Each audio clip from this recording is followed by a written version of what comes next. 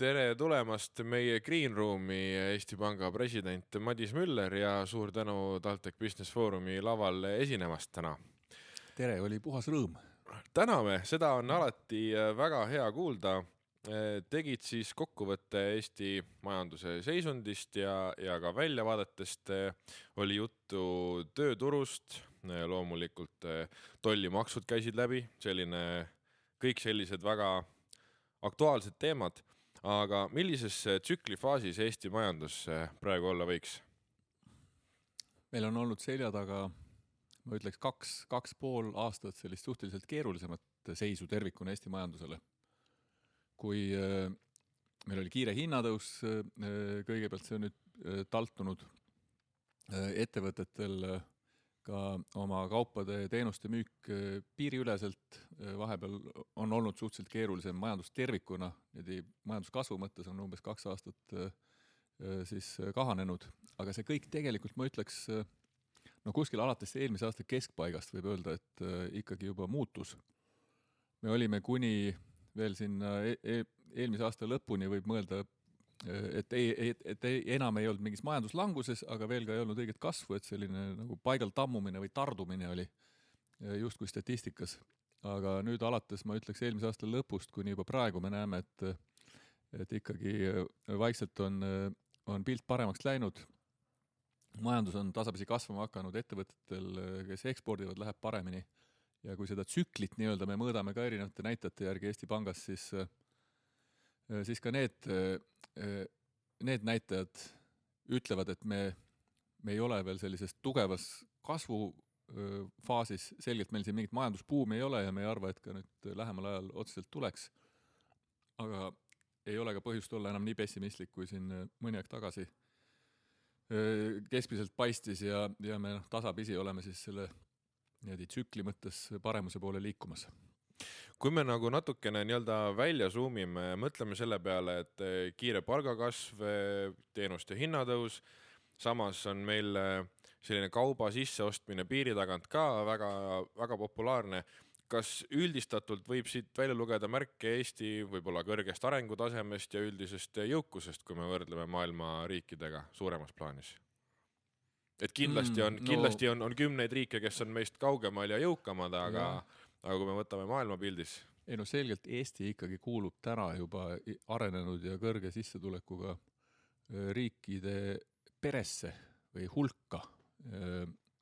See, et eks me alati hindame ennast seda, et kuidas meil läheb võib-olla sellise hiljutise kogemuse põhjalt, et võib-olla enne seda, kui 2 aastat, 3 aastat tagasi hinnad nii kiiresti tõusma hakkasid, et tundus, et kõik on kuidagi parem ja soodsam, siis harva me mõtleme selle peale, et milline oli Eestis elu 20 või 30 aastat tagasi, mis ta tänasega võrreldes on nagu öö ja päev.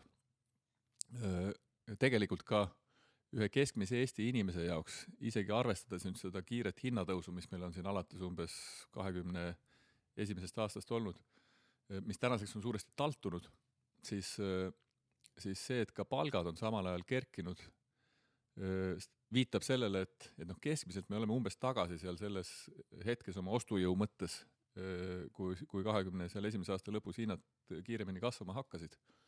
Ja kui sa küsid just teiste riikidega võrreldes, siis tõsi, me ei ole veel ja ei ole lähedal sellele, et olla 5 jõukama Euroopa riigi hulgas, nagu mõni poliitik siin aastaid tagasi lubas.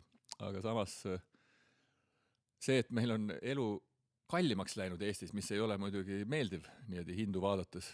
Teisalt, et meil on ka sissetulekud sellega käsikäes kerkinud see, eriti kui nüüd Eesti inimestel siis teistes riikides reisides.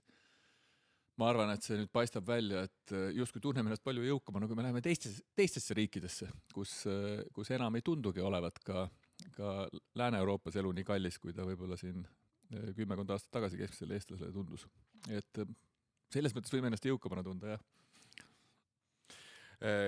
Kuna TBF-i suuresti jälgivad just noored inimesed, need, kes õpivad ülikoolis, kes on võib-olla just lõpetanud, aga need, kes ka alles plaanivad sellega alustada, natukene käis läbi ka siis seda kõrghariduse ja üldse hariduse statistikat. Kas kui me võtame individuaalsel tasemel, kas on statistiliselt korrektne öelda, et haridusse ja eriti kõrgharidusse panustamine on selline üks paremaid indiviidi investeeringuid? Seda ma usun küll võib öelda, jah, sest siin küsimusi tuli saalist ka, et millised muud siin investeeringud oleks kõige kindlamad ja likviidsemad, siis haridusse investeering võib-olla ei ole likviidne, aga selles mõttes ta on kindel küll, et kui me vaatame ka statistikat, et see on ikka täiesti loogiline, et kes on ka rohkem koolis käinud ja ülikoolis käinud, kõrgema tasemeni jõudnud, siis on omandatud ka oskusi, mis on väärtuslikud ja tööandjad seda hindavad ja on valmis rohkem siis ka vastavalt inimesel palka maksma, et seal on täiesti loogilised seosed, nii et tasub küll koolis käia. Digivaluuta on ka popp teema. Laval ütlesite, et umbes 4-5 aasta perspektiivis see võiks reaalne olla, ei tea täpselt, mis kujul see tuleb. Slidos oli küsimus, et millal on Eestis võimalik oma tarbimise eest maksta krüptovaluutaga? Kas juba selle 4-5 aasta perspektiivis või sinna läheb veel kauem aega? Siin peaks muidugi vahe sisse tegema, et ilmselt on võimalik ka täna maksta seal Bitcoinis kuskil mingisuguse kauba või teenuse eest. Ma ise ei peaks neid tüüpilisi krüptosid nii-öelda päris rahaks selle traditsioonilises mõttes.